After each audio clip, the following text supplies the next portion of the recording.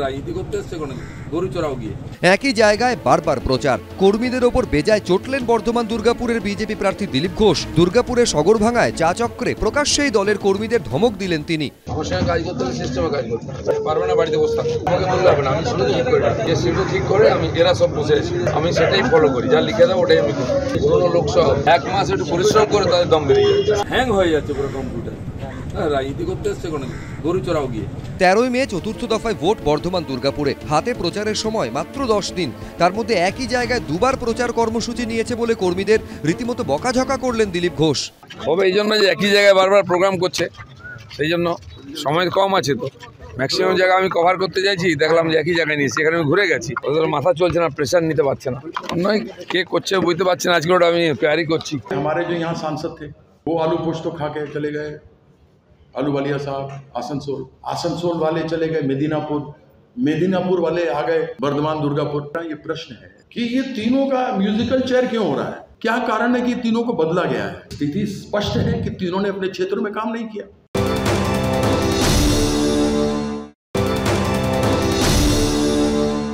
খুব systematic party করেন, পুরো সমস্ত 24 ঘন্টা সময় দেন, তাই একবার দুবার যা চলে গেছেন আর অন্য পার্টিটা কমিয়ে পাচ্ছে না, সাহেবের বিরক্ত হয়েছে।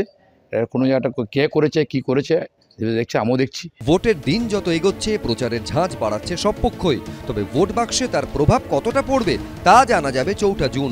মনোজ বন্দ্যোপাধ্যায়, এবিপি আনন্দ, পশ্চিম বর্ধমান।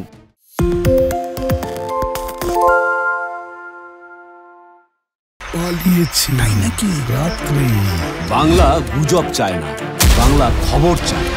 বাংলা খবর, বাংলার খবর।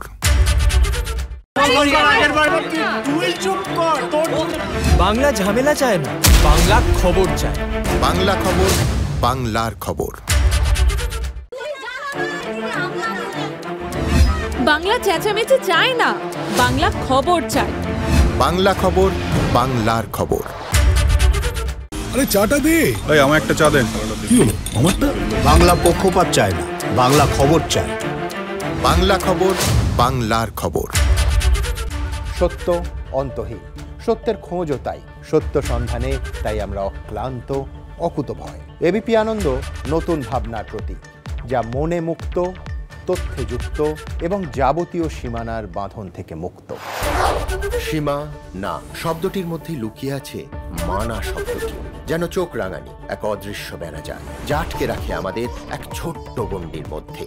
একমাত্র সঠিক খবরই গড়ে তুলবে এক মুক্ত সমাজ। সেই জগৎ গড়ার লক্ষ্যে কোনো সীমানার ঠুকুটি আমরা মানব না। এবিপি আনন্দ এগিয়ে থাকে, এগিয়ে রাখে।